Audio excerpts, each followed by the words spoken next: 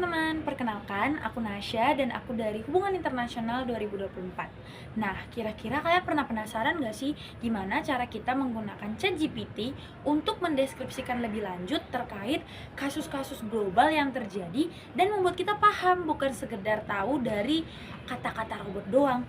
Yuk ikut aku.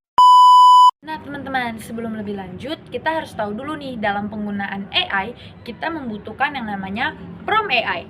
Prompt AI digunakan untuk menjelaskan lebih detail lagi terkait apa yang menjadi kebutuhan kita dan apa yang harus di-generate oleh AI dan menghasilkan apa informasi yang kita perlukan.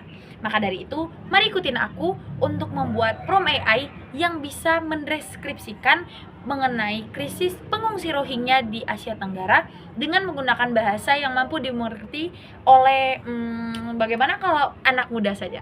Yuk.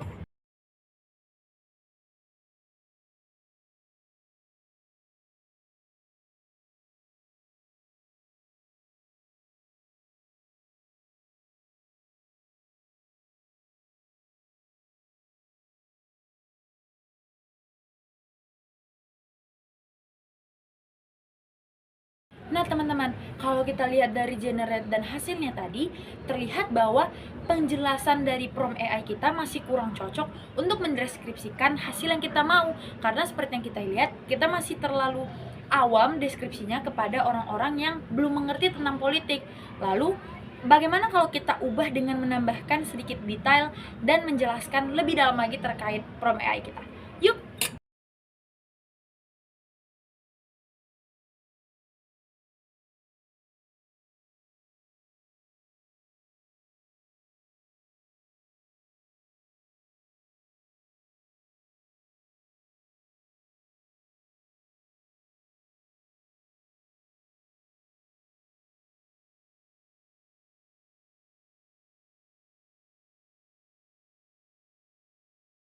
Teman-teman, sepertinya sih dari hasil tadi sudah lebih oke ya dari hasil yang sebelumnya. Tapi kalau kita lihat lebih lagi, hasil dari generate AI-nya masih terlalu luas dan penggunaan bahasanya masih sedikit sulit dimengerti oleh masyarakat, terkhususnya anak-anak muda. Bagaimana kalau di prompt yang ketiga kita imbuhkan lebih detail lagi dengan menjelaskan bahwa kita sebagai mahasiswa, kita ubah menjadi kita sebagai anak muda, khususnya anak muda SMA yang belum sama sekali belajar tentang bagaimana menangani krisis pengungsi dan apa sih tentang krisis pengungsi itu. Yuk.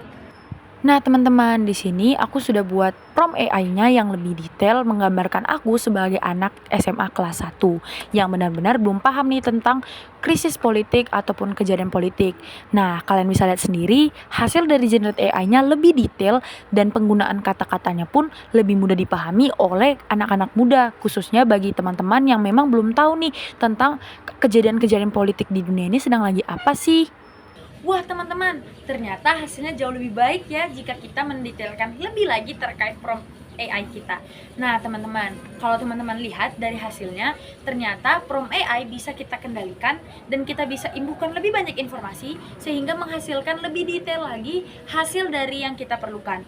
Maka dari itu teman-teman, marilah kita bijak menggunakan AI dan marilah kita menggunakan prompt AI kita sebijaksana mungkin, dan dengan demikian kita bisa menghasilkan informasi yang kita butuhkan dan kita boleh belajar dari AI tersebut. Sekian dari aku, sampai jumpa di video selanjutnya. Dadah!